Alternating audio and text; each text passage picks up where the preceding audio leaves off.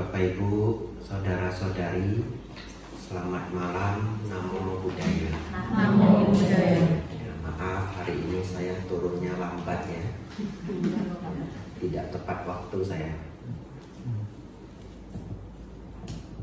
Minumnya diserahkan saja. Ya.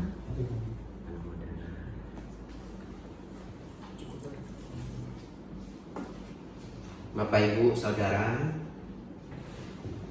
malam hari ini kita akan belajar sutta bersama.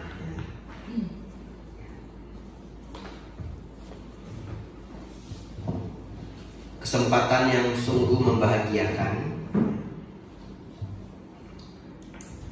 karena mimiknya kencang sekali ya. Terlalu keras ya.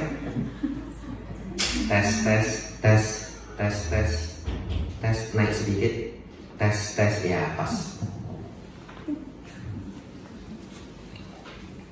Bapak Ibu saudara yang ada di tangan Bapak Ibu semuanya ya, ini adalah salah satu dari bagian Tripitaka yang disebut sutta. Jadi kita intro dulu sebelum kita mulai belajar.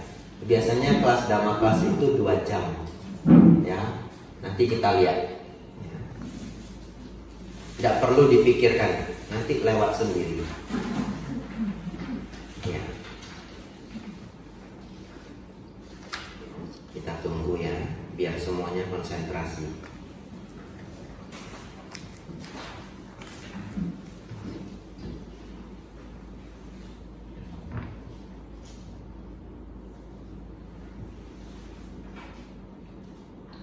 Ya, Bapak Ibu Saudara,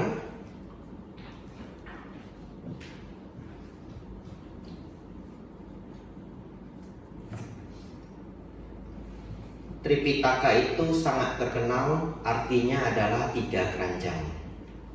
Saya yakin semua yang di sini juga sudah tahu ya. Tapi kenapa menjadi 3 keranjang?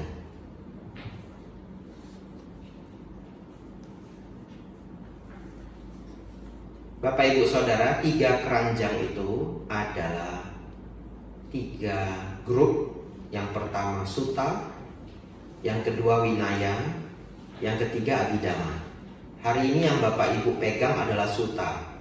Dan ini juga nanti akan menjadi petunjuk kenapa jadi 3 keranjang. Abhidhamma adalah kelompok ajaran yang sangat sistematis ya, dikenal dengan sangat sistematis, sangat filosofis ya. Kemudian winaya, aturan-aturan para bhikkhu. Lalu yang hari ini kita pegang adalah sutta. Coba, dalam bahasa Sanskerta adalah sutra. Harusnya orang Pekalongan itu harus senang dengan sutta. Iya, khusus orang Pekalongan harus sangat senang dengan sutta. Apa artinya sutta? Nah, kuis tidak berhadiah ya. Tidak bawa hadiah saya. Kadang di altar ada buah, yang mau hadiah tak kasih buah. Ini buah pun tidak ada ya. Sudahlah ya, tidak apa-apa. Ya, apa artinya sutta? Bapak Ibu tebak-tebak, tidak apa-apa. Ada yang kepikiran? Khotbah Sang Buddha, boleh. Ada lagi? Syair Dhamma, boleh ya. Semuanya benar. Sutta saat ini disebut khotbah Sang Buddha. Tapi sebelum disebut khotbah Sang Buddha, sutta itu artinya aslinya adalah benang ya. Ada satu orang menjawab tadi. Sutra itu artinya benang. Dalam bahasa Sanskerta sutra, dalam bahasa Pali sutta ya. Nah, Pekalongan kan jualnya batik, betul ya? Nah, jadi orang Pekalongan harus suka sutta. Bapak Ibu Saudara, selanjutnya zaman Sang Buddha itu semua ajaran khotbah-khotbah Sang Buddha itu dihafal. Tidak ada buku. Saya ulangi ya. Di zaman Sang Buddha 2600 tahun yang lalu, semua khotbah Sang Buddha itu dihafal. Pertama kali dicatat itu 500 tahun setelah Sang Buddha wafat, Mahaparinibbana. Pencatatan pertama itu ada di Sri Lanka. Catatnya di daun lontar. Daun lontar seperti apa, Bante? Mirip dengan daun kelapa. Ya, tapi pasti lebih kuat, makanya dipilih daun lontar. Nah, sekarang Bapak Ibu bayangkan, daun kelapa itu kan panjang. Kita potong ujungnya, potong pangkalnya. Ambil aja sekitar 35 cm. Jadinya kan persegi panjang, betul ya? Ya, persegi panjang. Biasanya saya bawa, tapi kali ini saya tidak bawa. Karena kali ini saya keluar dari Wihara Mendut, pembinaannya sampai 2-3 bulan. Ini saya jalan terus ini. Pekalongan, terus Medan, Jakarta, nanti Makassar, kemana-mana. Jadi saya nggak bisa bawa banyak muatan ya. Biasanya saya bawa itu daun lontar seperti apa. Nanti cari saja video di YouTube. Sutta yang persis sama kita pelajari malam hari ini, Baya Berawa Sutta. Nanti bisa lihat itu. Ya, daun lontarnya yang bagaimana. Bapak Ibu Saudara, daun lontar itu kemudian dicatat dengan cara diukir dengan pisau kecil, ya, diukir dengan pisau kecil, kemudian bagian yang diukir itu diberi minyak jelantah, lalu dilap, ya, lalu yang terukir itu nanti meninggalkan bekas. Jadi rodo mirip batik tulis ya, hanya batik tulis itu hanya dituliskan. Ini dimasukkan ke dalam kerokan. Bapak Ibu Saudara, daun lontar itu sangat awet, sangat kuat. Lebih kuat dari kertas ini. Nah, sekarang permasalahannya satu, daun lontar itu tebal. Jadi setelah dicatat satu sutta, kalau kita pakai HVS jadi setipis ini, betul ya? Kalau daun lontar ini mungkin ya satu sutta ini mungkin jadi begini. Wah, mungkin bisa lebih, jadi tebal. Nah, karena ini tebal, gimana cara bacanya? Harus dijahit dengan benang. Oleh karena itu khotbah Sang Buddha disebut sutta, jalinan benang. Setelah itu dikumpulin banyak sekali karena daun lontar itu tebal, disimpan di keranjang, jadilah Tripitaka. Tapi ini pengetahuan malam hari ini. Bahkan Sang Buddha tidak membuat istilah Tripitaka, betul? Karena itu terjadi 500 tahun setelah Sang Buddha wafat. Oleh karena itu, pada zaman beliau, bagaimana kita menyebutkan ajaran Sang Buddha? Kalau zaman sekarang gampang, Tripitaka. Kitab suci agama Buddha, Tripitaka. Tapi bagaimana di zaman Sang Buddha? Di zaman Sang Buddha, kita sebut Buddha Dhamma. Oleh karena itu, kita boleh mengucapkan apa yang mewakili seluruh ajaran Sang Buddha adalah Buddha Dhamma. Selanjutnya Bapak Ibu Saudara, saya ingin membuat atau mengajak Bapak Ibu jadi semangat. Betapa sulitnya perjuangan sampai Bapak Ibu bisa pegang kertas ini. Begitu ya. Zaman dulu ada seorang biksu di Tiongkok namanya Xianzang, sangat terkenal, sangat terkenal. Kalau ke India bahkan ada kuilnya, kuil Xianzang. Apalagi di Tiongkok ya, kalau sampai di India saja ada, apalagi di Tiongkok. Saking ingin belajar Tripitaka, karena pada saat itu para biku datang ke Tiongkok dari India, tapi tidak bisa bawa kitab karena perjalanan. Seperti saya kemarin saya dari Bali. Dari Bali saya datang ke Pekalongan, ya saya tidak bisa bawa kitab. Yang datang cuma bikunya.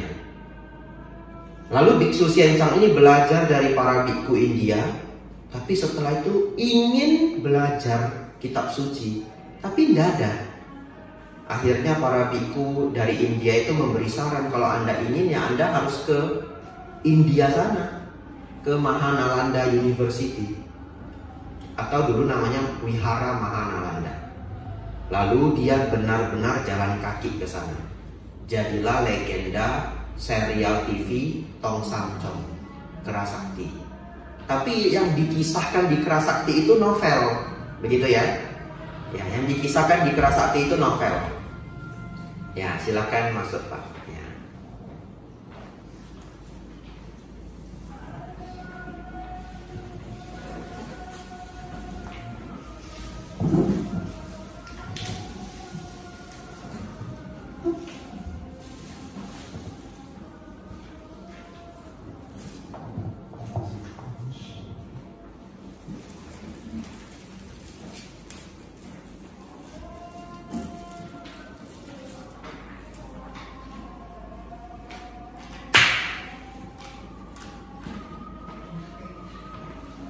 Saya baru sadar ya, kok 18.30 itu TV nasional dulu rehat ya. Betul ya? Dulu TV nasional itu rehat, kecuali RCTI. Sadar enggak? Ya, RCTI tidak mau rehat. Iklan saja dapat cuannya. Yang lainnya semua rehat. Ya. Baik, kita lanjutkan. Nah, yang ada di novel Kerasakti itu adalah novel. Jadi kalau Bapak Ibu masukkan ke Google, novel terbaik sepanjang sejarah Tiongkok, kalau saya tidak salah ada 3 atau 4 novel. 1, Perjalanan ke Barat, Journey to the West. Ini Kerasakti. Aslinya itu judul novelnya Perjalanan ke Barat. Lalu Three Kingdoms, Samkok, betul ya? Ya, Samkok itu novel. Ya, novel. Lalu yang ketiga ada Sampai Engtai, kisah cinta. Ya. Jadi Perjalanan ke Barat ini dulu waktu saya kecil saya tonton sampai habis, betul ya? Nah, Samkok saya juga senang. Saya nonton beberapa film bagian-bagian Kuan Kong, betul ya? Waktu saya kecil, remaja dan yang lainnya. Sampai Engtai ini saya nggak ngerti. Ya, memang sudah tidak ada episode cinta dalam hidup saya ya.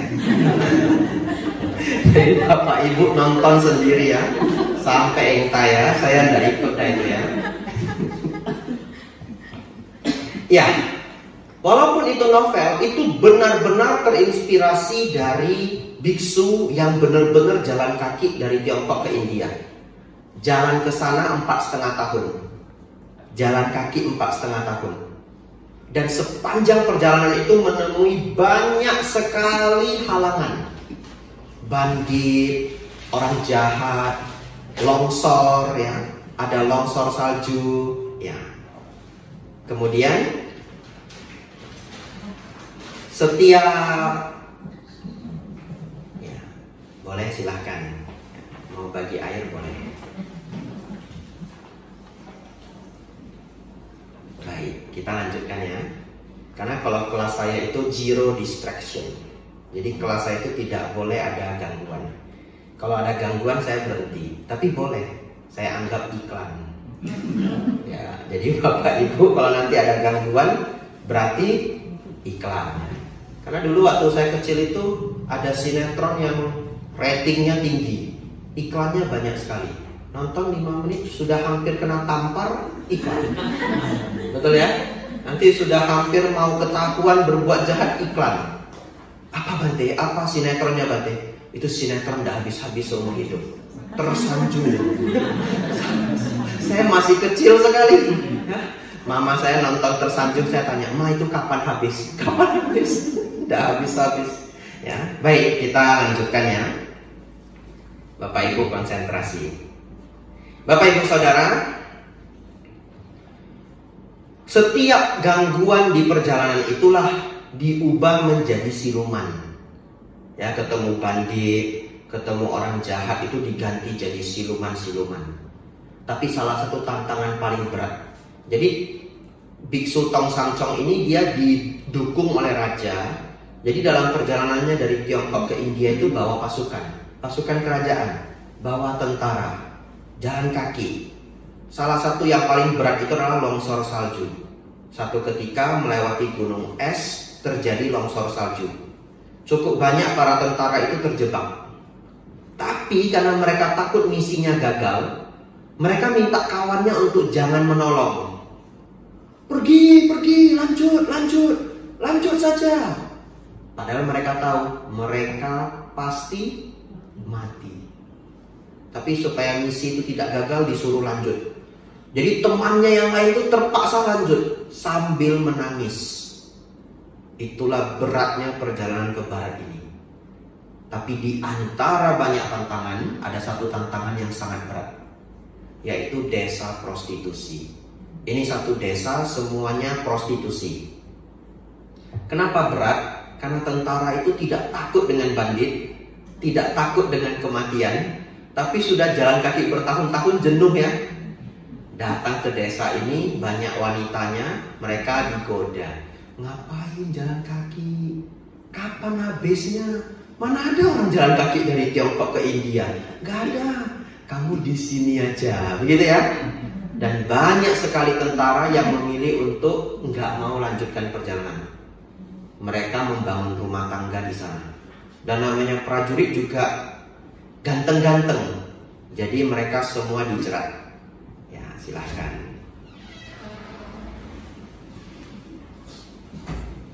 Namo Buddhaya, selamat malam.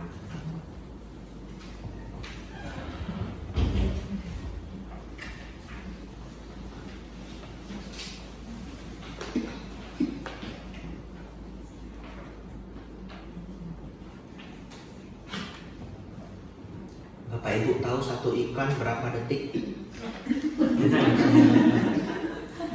Tahu enggak satu iklan berapa detik? Saya hitung dulu waktu kecil 15 detik. Betul ya? 15 detik. Jadi zaman dulu kalau mau iklan itu per 15 detik. Ini siapa mau titip iklan nanti saya kasih 15 detik. Nggak boleh ya, Biku nggak boleh endorse. Kita lanjutkan ya. Baik. Bapak Ibu Saudara, desa prostitusi ini digambarkan menjadi siluman dalam novel Kerasakti, menjadi siluman laba-laba. Betul? Ya, nanti ingat ya, tonton lagi kalau penasaran dengan serial itu. Dan siluman laba-laba itu mendapatkan episode yang panjang. Bapak Ibu Saudara, jalan kaki 4,5 tahun, tiba di sana, tinggal di India 9 tahun.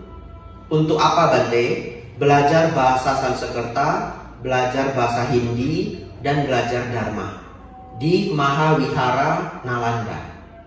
Setelah itu jalan kaki pulang, juga sekitar 4,5 tahun. Jadi total perjalanan Biksu Xianzang ini 17 tahun lebih. Lalu tibalah kitab suci agama Buddha di Tiongkok.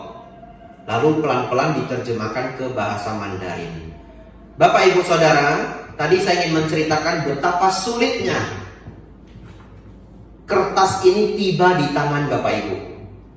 Ya, sekarang berarti kitab suci sudah ada dalam bahasa Mandarin, betul?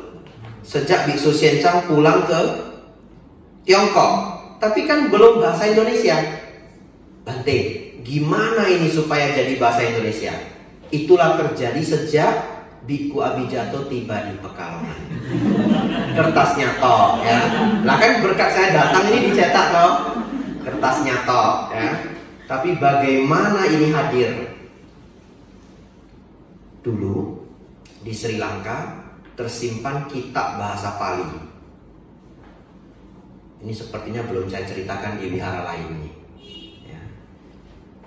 Dulu kitab suci Tripitaka dalam bahasa Pali tersimpan di negara Sri Lanka. Satu hari Sri Lanka itu di bawah kekuasaan Inggris, Commonwealth. Negara Commonwealth itu negara perserikatan Inggris, termasuk Sri Lanka. Satu ketika di Sri Lanka itu terjadi sengketa. Saya lupa atau saya tidak ingat detailnya sengketa apa.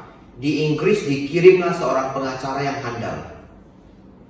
Pengacara ini tiba di Sri Lanka, namanya Rich David, sangat terkenal dalam kalangan para biku yang belajar secara akademik.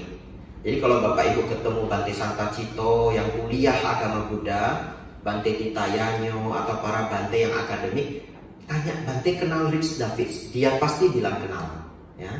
Jadi Bapak Ibu Saudara, Rich Davids ini tiba di Sri Lanka. Ternyata dalam sengketa itu, kalau saya tidak salah sengketa tanah, banyak sekali dokumen yang dicatat dalam bahasa Pali. Mau tidak mau dia harus belajar bahasa Pali. Itulah awal ada orang Inggris bisa bahasa Pali. Selanjutnya, Rich Davids ini belajar lebih lanjut mengenai ajaran Buddha. Gara-gara mau belajar bahasa Pali. Begitu ya? Ya, silahkan. Ini Pak Halim ya. Ya. Pak Halim diberi waktu 15 detik. Tahu kenapa? Iklan. Iklan itu per 15 detik. 30 detik boleh Bante, boleh. Bayarnya double ya. Kalau iklan. Baik, kita konsentrasi lagi ya. Bapak Ibu Saudara, kita sampai Rich Davids ya. Setelah itu, Rich Davids menjadi orang pertama yang senang sekali dengan kitab-kitab Buddha. Mulailah ini perjalanan bertahun-tahun, tidak sesingkat beberapa bulan. Bisa 10 tahun, berapa tahun saya tidak tahu. Akhirnya dia mulai menerjemahkan kitab dari Pali ke Inggris. Inilah pertama kali dunia bisa merasakan ajaran Sang Buddha langsung dari kitabnya. Karena dulu hanya ada Mandarin dan Pali, dan mungkin ada bahasa-bahasa lokal lainnya, negara Buddhis, mungkin bahasa Tibet dan yang lainnya. Akhirnya menjadi bahasa Inggris. Sejak itulah Rich Davids sekarang sudah meninggal. Tapi sejak itulah muncul biku-biku barat. Ya, walaupun tidak hanya satu variabel ini yang menyebabkan biku-biku barat muncul. Ada beberapa hal. Tapi salah satunya adalah kitab Buddha sudah ada dalam bahasa Inggris. Nah, setelah itu Bapak Ibu Saudara, panjang perjalanan, sekarang ada penerjemahan baru oleh Biku Bodhi. Diterjemahkan, tapi Biku Bodhi bisa belajar bahasa Pali Inggris, sangat terbantu oleh karya dari Rich Davids ini. Lalu buku dari Bante Bodhi, Sutta dalam bahasa Inggris, diterjemahkan ke bahasa Indonesia. Di Indonesia ada 2 grup orang yang menerjemahkannya. Satu, Dhammacita. Kalau Bapak Ibu masuk Google, dhammacita.org. Salah satu penerjemahnya, saya tidak tahu berapa orang satu tim, apakah hanya 1 orang, apakah banyak orang, saya tidak tahu. Tapi terkenal sekali, namanya Indra Anggara. Bahkan setiap kita mau download ini, nama dia keluar. Ya, ini memberi penghargaan juga untuk para mereka yang berjuang menerjemahkan sutta. Selain itu, dekat dari sini ada Wisma Sambodi Klaten. Ada Bu Lani dan Bu Wena di Klaten menerjemahkan kitab. Nah, itu ada kitabnya sebenarnya sedikit ya, yang warna-warni. Majjhima Nikaya, Anggutta Samyutta, Digha Nikaya. Nah, menerjemahkan itu versi dari Klaten, Wisma Sambodi, dari bahasa Inggris ke bahasa Indonesia. Saya pernah ke Klaten, saya nanya Bu Lani, Bu, Ibu nerjemahkan itu sutta semua ke bahasa Indonesia berapa tahun? Oh Bante, 20 tahun. Begitu ya, 20 tahun itu warna-warni. Nanti selesai kegiatan ini dilihat ada angkanya. Jadi Bapak Ibu Saudara, hari ini kertas ini bisa tiba di sini tidak gampang ya. Ya, tidak gampang. Perjuangan yang sangat berat. Bahkan bisa kita baca dalam bahasa Indonesia. Iya, Bapak Ibu Saudara. Selanjutnya kita akan belajar ini 6 halaman, tidak banyak ya. Tidak banyak, tenang aja. Nanti pas 2 jam selesai. Ya. Kalau Bapak Ibu nanti di tengah perjalanan belajar suta ini ngantuk, susah, bosen, ingat kembali Biksu Xianchang ya. Masa 2 jam tidak bisa ya, Biksu Xianchang 17 tahun, begitu ya. Ingat Bu Lani dan Bu Wena, nerjemahin kitab suci 20 tahun. Jadi kalau Bapak Ibu nanti ngantuk, berjuang. Nah, dulu saya belajar di Biara Mendut bisa ngantuk juga. Ya, bukan tidak bisa. Jadi kalau saya belajar dengan para bante, saya bawa minyak angin Bapak Ibu. Ya, jadi setiap ngantuk, lepas kacamata, tetes minyak kapak Bapak Ibu, taruh di sini. Nah, habis itu saking pedasnya terbangun ini, terjaga. Kenapa? Karena pas saya jadi samanera muridnya cuma 1.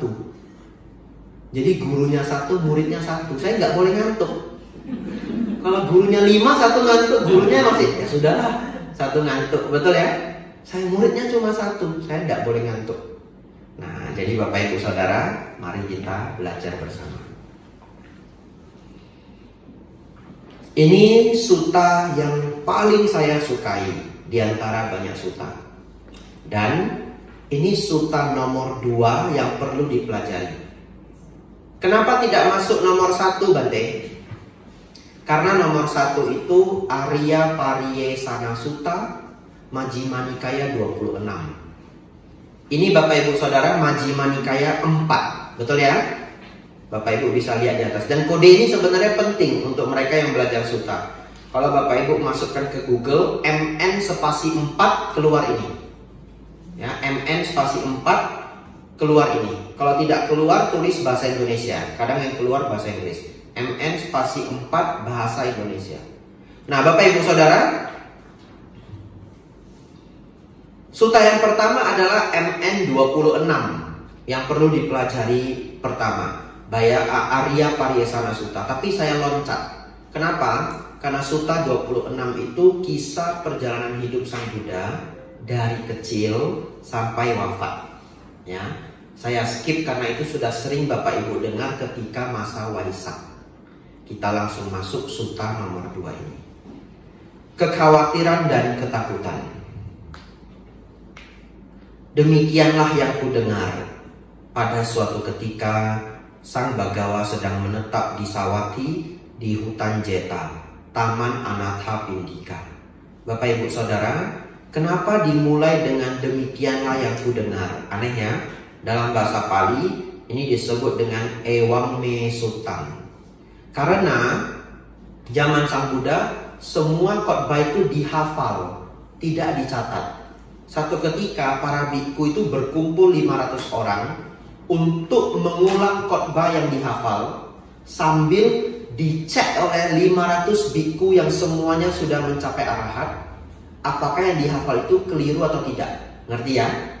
Karena tidak ada bukunya.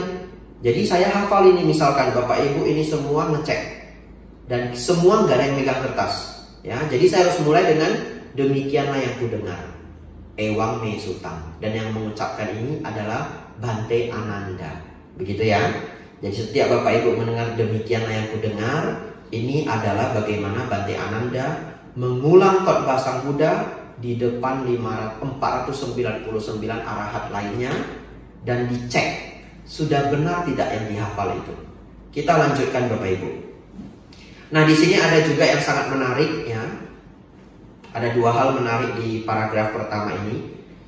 Yang pertama itu di Sawati. Sawati itu adalah satu kota yang makmur dan Sang Buddha tinggal di sini setelah beliau tua.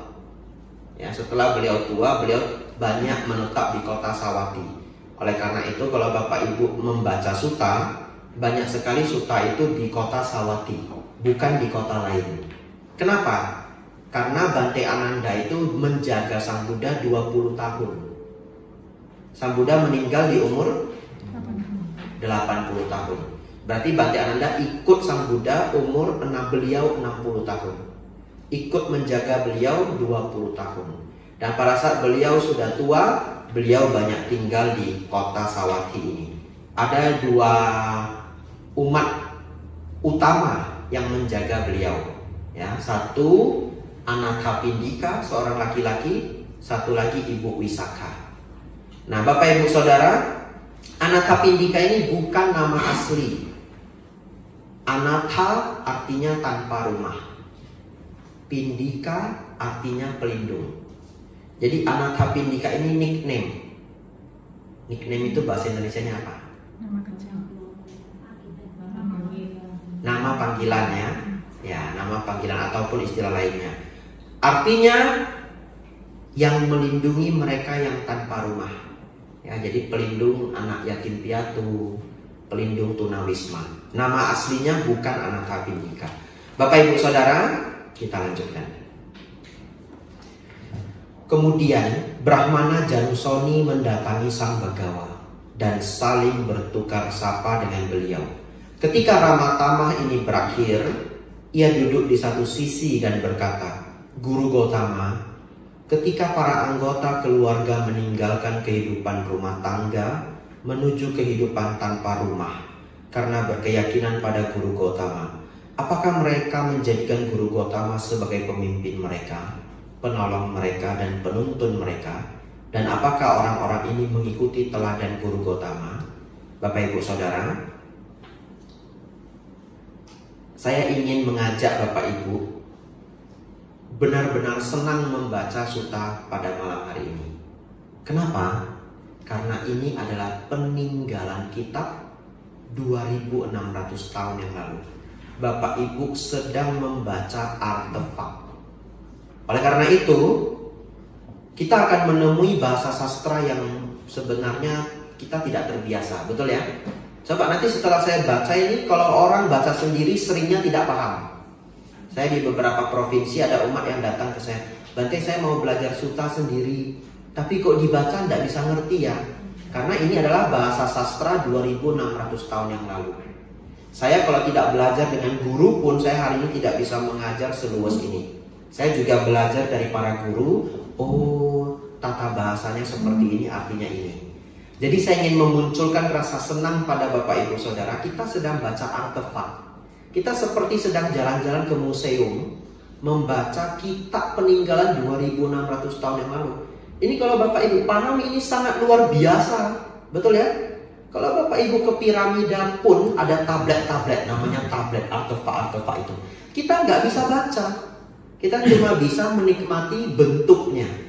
Kalau Bapak Ibu ke candi-candi di Indonesia, banyak pencatatan bahasa Jawa kuno. Juga belum tentu bisa Bapak Ibu baca, betul ya? Atau ditulis dalam bahasa Brahmi, Bapak Ibu tidak bisa baca.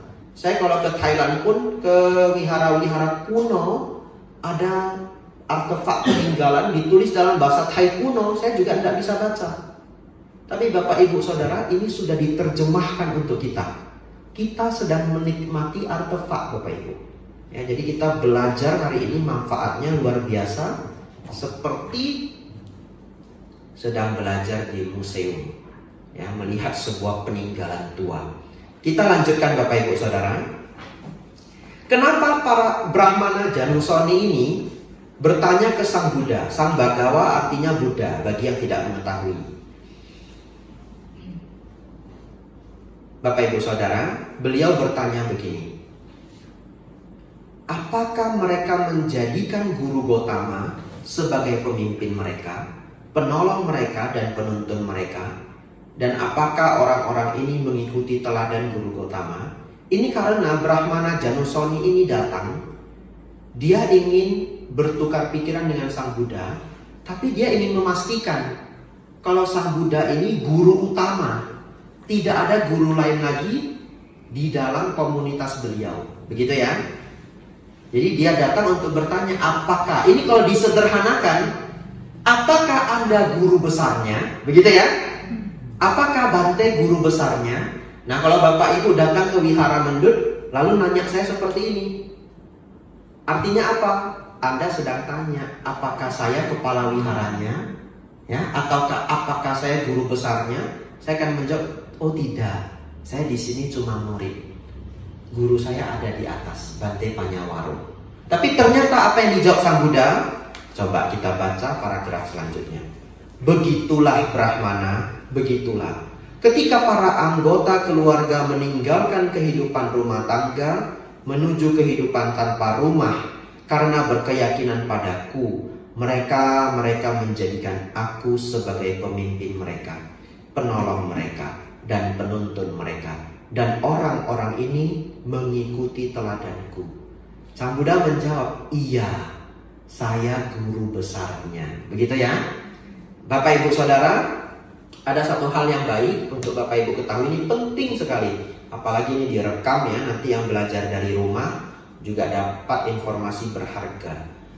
Ada perbedaan antara Brahmana dengan Brahma. Bagi yang tidak tahu, hafal ini. Brahmana adalah kasta. Kalau ditulis Brahmana itu adalah manusia. Brahma adalah dewa. Begitu ya. Brahma adalah dewa tingkat tinggi yang sudah tidak memiliki nafsu ragawi. Gampangnya, dewa Brahma tidak punya istri. Ya, dewa tingkat rendah itu ada istri.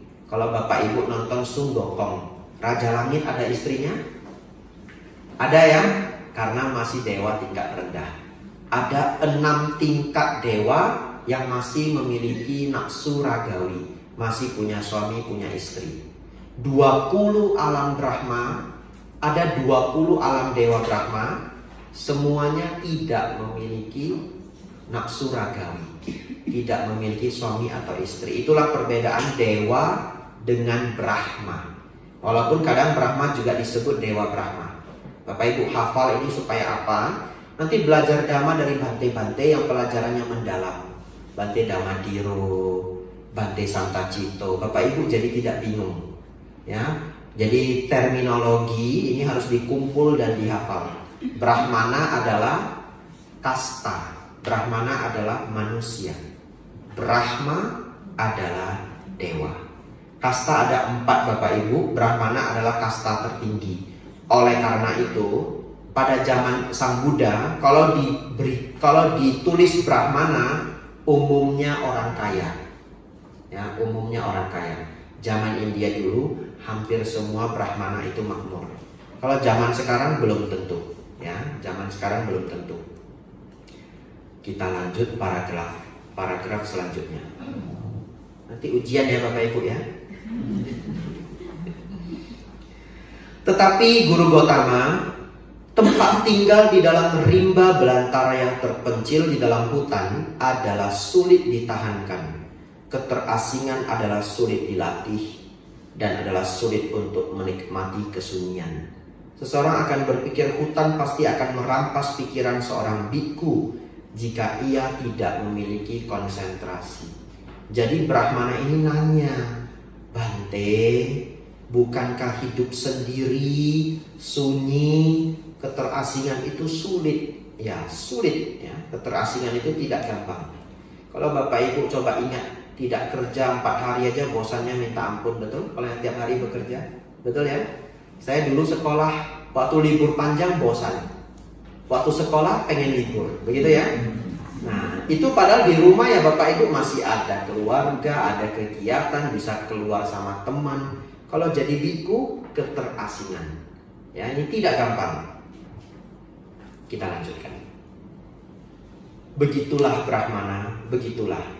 Tempat tinggal di dalam rimba belantara yang terpencil di dalam hutan adalah sulit ditahankan. Keterasingan adalah sulit dilatih dan adalah sulit untuk menikmati kesunyian. Jadi Bapak Ibu Saudara, Sang Buddha juga mengakui ya, adalah sulit untuk menikmati kesunyian. Tapi ada lanjutannya. Seseorang akan berpikir hutan pasti akan merampas pikiran seorang biku jika ia tidak memiliki konsentrasi. Sang Buddha mengatakan ini bagi mereka yang tidak memiliki konsentrasi. Artinya meditasi tidak berkembang. Kalau seorang biku, seorang pertapa meditasinya berkembang, malah tidak pengen rame. Ya, malah tidak pengen rame. Aduh, ramai sekali, pusing. Maunya sunyi. Ya. Jadi Bapak Ibu Saudara, di sini ada kalimat hutan pasti akan merampas pikiran seorang biku, betul? Artinya apa Bante? to be continue ya. Ya, nanti saya jelaskan di belakang. Ini seru ini ya. Bagian ini penting untuk pelajaran kita hari ini. Hutan pasti akan merampas pikiran seorang biku. Kita lanjutkan. Sebelum pencerahanku, sewaktu aku masih menjadi seorang bodhisatta yang belum tercerahkan, aku juga mempertimbangkan demikian. Tempat tinggal di dalam rimba belantara yang terpencil di dalam hutan adalah sulit ditahankan. Hutan pasti akan merampas pikiran seorang biku jika ia tidak memiliki konsentrasi. Bapak, Ibu, Saudara, bodhisatta artinya calon Buddha. Kalau disebut bodhisatta, belum menjadi sang Buddha. Begitu ya? Jadi sang Buddha juga mengatakan begini, dulu sebelum saya mencapai tingkat pencerahan, saya juga berpikir begitu. Hutan pasti akan merampas pikiran seorang biku. Begitu ya? Kita lanjutkan. Aku mempertimbangkan sebagai berikut. Ketika para petapa atau brahmana yang tidak murni dalam perbuatan jasmani mendatangi tempat tinggal di dalam rimba belantara yang terpencil di dalam hutan, maka karena cacat dari ketidakmurnian perbuatan jasmani mereka, para petapa dan brahmana yang baik ini akan memunculkan kekhawatiran dan ketakutan yang tidak bermanfaat. Tetapi aku tidak mendatangi tempat tinggal di dalam rimba belantara yang terpencil di dalam hutan dengan perbuatan jasmani yang tidak murni. Aku murni dalam hal perbuatan jasmani. Aku mendatangi tempat tinggal di dalam rimba belantara yang terpencil di dalam hutan sebagai satu di antara para mulia dengan perbuatan jasmani yang murni. Melihat kemurnian perbuatan jasmani ini dalam diriku, aku menemukan penghiburan besar dalam menetap di hutan. Wah, detail dari paragraf ini banyak. Bapak Ibu konsentrasi. Sebentar lagi kita break ya. Nanti 7.30 kita istirahat ya, Bapak Ibu boleh minum ya. Yang mau ke toilet boleh ya. Tapi kita bahas dulu paragraf ini dengan detail. Yang pertama, Bapak Ibu Saudara, hutan akan merampas pikiran para biku. Apakah itu? Salah satunya adalah hantu. Ketakutan pada hantu. Sebenarnya itu yang paling ditakuti. Ya, kalau Bapak Ibu ke hutan, Bapak Ibu takutnya dengan hewan buas. Selain hewan buas, hantu. Ya. Bapak Ibu tahu kalau Bapak Ibu ke hutan belantara, Bapak Ibu jangan berpikir hutan belantara itu seperti yang di TV-TV. Kalau Bapak Ibu lihat di TV hutan ada jalannya, itu nggak masuk akal ya. Itu hanya untuk kebutuhan syuting. Ya, hutan itu jalan harus dibuat sendiri kadang. Ya, karena pohon itu berserakan tumbuh tidak menentu. Walaupun di beberapa hutan masih bisa dijalani, beberapa hutan tidak bisa dijalani. Harus dibuka dulu jalannya pakai parang. Bapak Ibu Saudara, saya baca di bukunya Bante Utamo.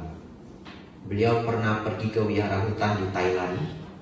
Kalau malam itu gelap, saking gelapnya, ini tangan diletakkan di depan wajah, nggak nampak, ya, saking gelapnya.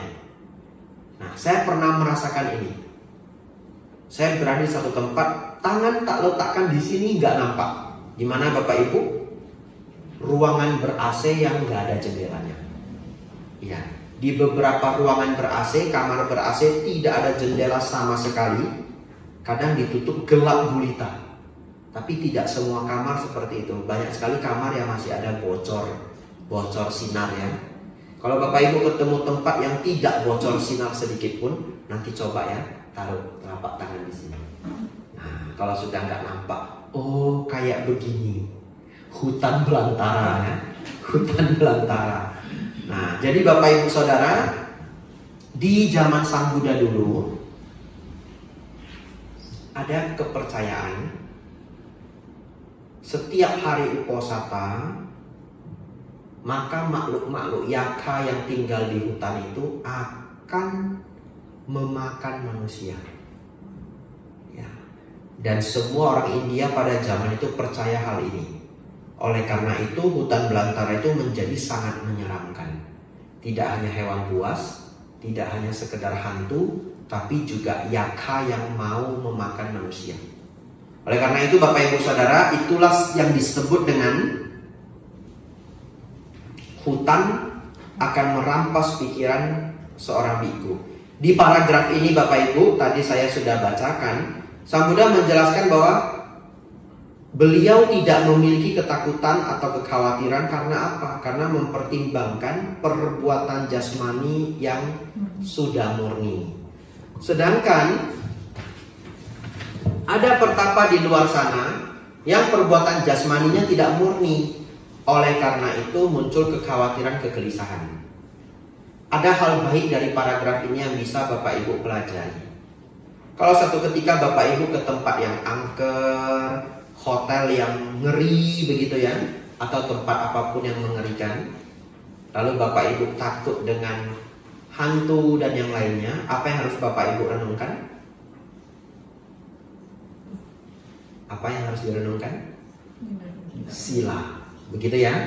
Iya, karena menjaga 5 sila artinya murni dalam perbuatan jasmani. Ya. Hanya 5 sila Bante? Iya, hanya 5 sila. 5 sila itu kalau dijaga dengan baik, Bapak Ibu tidak mengganggu makhluk lain apapun secara sengaja. Kalau 8 sila Bante kan lebih banyak. Tidak. Kalau kita sudah cerita 8 sila, 10 sila, itu berhubungan dengan latihan diri. Betul ya? Sila ke-6 itu puasa. Lewat jam 12 tidak makan. Bapak Ibu mau makan, mau tidak makan kan tidak ganggu siapa-siapa. Betul ya? Ini tidak ada hubungannya. Itu disebut sila latihan. Sila ke-7, ke-8 tidak make up, tidak duduk di tempat yang megah, tidak dengar musik. Bapak Ibu mau make up, mau dengar musik, mau duduk di singgasana raja, nggak ganggu siapa-siapa. Bapak Ibu mau puasa, mau makan 7 kali sehari, tidak ganggu siapa-siapa. Oleh karena itu disebut sila latihan. Kalau dipraktekkan, melatih pikiran, melatih kebiasaan baik. Tapi 5 sila kalau tidak dijalankan, Bapak Ibu ganggu orang lain. Oleh karena itu Bapak Ibu Saudara, mempraktikkan 5 sila itu sangat luar biasa. Karena Bapak Ibu menjadi murni secara dalam perbuatan jasmani. Bahkan lebih dari itu, Bapak Ibu termurnikan secara ucapan dan pikiran. Bapak Ibu Saudara, itu maksud dari paragraf ini 7.30 ya. Kita break sebentar Bapak Ibu 5 menit ya. Ya, silakan yang mau bagiin minum boleh. Karena kalau saya tidak break nanti pada haus, mau minum tidak berani ya. Kalau ada yang minum nanti iklan 15 detik.